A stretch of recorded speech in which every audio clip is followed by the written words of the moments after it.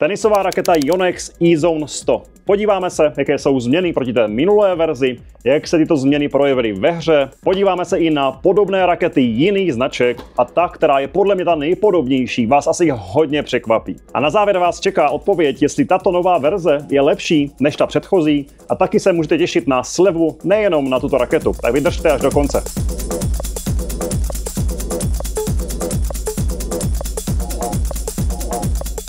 Tímto videem začínám takový nový formát, nový seriál videí, které bych chtěl dělat každý čtvrtek, budou kratší, budou to většinou recenze třeba raket, bod nebo dalšího vybavení. Takže pokud se ti takový formát líbí a chceš tyto recenze, které budou kratší a snad výstižnější, tak napiš do komentáře, dej like. Některé z těch věcí, které budu testovat, tak samozřejmě budu mít zapůjčené od těch značek, ale některé si musím pořídit za své peníze. A tímto bych chtěl poděkovat předplatitelům na Patreonu, protože právě z těch peněz z Patreonu potom můžu koupit ty věci, které budu testovat, a o nich budu natáčet potom recenze. Takže pokud chceš podpořit moje videa, moji tvorbu, tak můžeš se stát předplatitelem na Patreonu a získáš tím další výhody.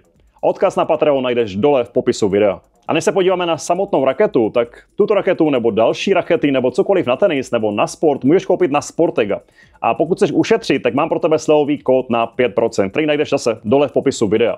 Předplatitelé na Patreonu mají slevu 10%, takže to je další výhoda, kterou předplatným získáš.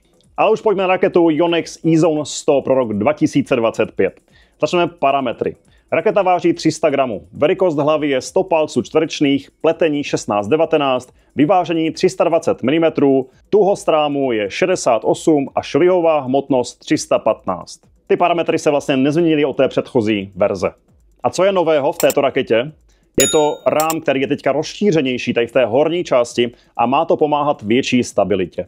Dále se i ten tvar toho rámu trošku změnil a tím pádem se zvětšuje nebo má zvětšit i sweet spot a opět to má pomáhat i větší stabilitě. A další novinkou je materiál Minolon, který je použitý v rámu této rakety a má mít za důsledek takový jako příjemnější pocit z té rakety, takový jako větší odtlumení. Velkou recenzi na tuto raketu jsme natáčeli společně se Sportegou. Toto video bude takové kratší. Pokud chceš trošku delší video, kde jsem se víc rozkecal o této nové E-Zone, tak se podívej na YouTube kanál Sportegy. Raketu Yonex E-Zone 100 jsem testoval celkem dost důkladně právě před tím natáčením se Sportegou. Teď jsem s ní zhruba měsíc nehrál a znovu se k ní vrátil a tak týden hodně intenzivně s ní hrál. Jak tréninky, tak tréninkové zápasy. Zhruba 2 roky zpátky jsem testoval i tu předchozí verzi a předtím jsem testoval i tu předchozí verzi, takže můžu srovnávat. Hnedka první pocity s touto raketou byly neskutečně příjemný. Raketa Yonex E-Zone obecně je na snadnou energii a to se hnedka od prvních úderů potvrdilo. Co mě ale překvapilo, jak byla příjemná na hru. Předchozí generace pocitově byla taková tvrdší a méně odtlumená. Tady ten pocit je daleko příjemnější. Jaké jsou změny proti té minulé generaci u této pro rok 2025? Tou první byla pohodlnost. Hnedka od prvních úderů jsem pocítil, že ten rám je více odtlumený a ta hra s ní je daleko příjemnější než s tou předchozí generací. Další fakt, který jsem cítil, takže ta raketa dává hodně snadné energie. Ale to se dá očekávat, ta raketa je na hodně energie, takže tady se to potvrzuje. Také jsem pocítil tu větší stabilitu, která nejspíš je právě díky tomu širšímu rámu tady nahoře. To jsem ocenil třeba při slajzovaných úderech nebo na volejích. Co byl asi pro mě nejvýraznější pocit, tak byla taková snadnost, nebo to, jak ta raketa mě pomáhala. Třeba když jsem zahrál úder ne úplně ideálně technicky, třeba trošku za sebou, tak ta raketa mě fakt pomohla a ten balon letěl zhruba tam, kam jsem chtěl. Jsem si úplně jistý, že kdybych hrál s nějakou jinou raketou, s nějakou náročnější, tak ten úder bych rozhodně zkazil. Takže to je obrovská výhoda rakety Yonex E-Zone 100. Hodně jsem to pocítil u balonů, které byly třeba kratší a byly hodně nízko u země. Vůbec jsem nečekal, že bych to mohl ještě vyškrábnout, ale ta raketa mě s tímto hodně pomohla a ten úder šel vždycky do kurtu, což mě dost překvapilo. Čím déle jsem ale s raketou hrál, tak tím víc jsem pociťoval její nevýhodu, což je menší přesnost. Raketu jsem srovnával s dalšími podobnými raketami, které zmíním za chviličku, a právě to, že když jsem třeba zahrál úder, kdy jsem si byl skoro jistý, že půjde do kurtu, tak nečekaně odletěl a nestalo se to jenom jednou. Jasně, je to hodně mýma levýma rukama nebo nemohoucíma rukama, ale tento fakt mě potvrdilo několik dalších hráčů, kteří si půjčovali tuto raketu a zkoušeli ji.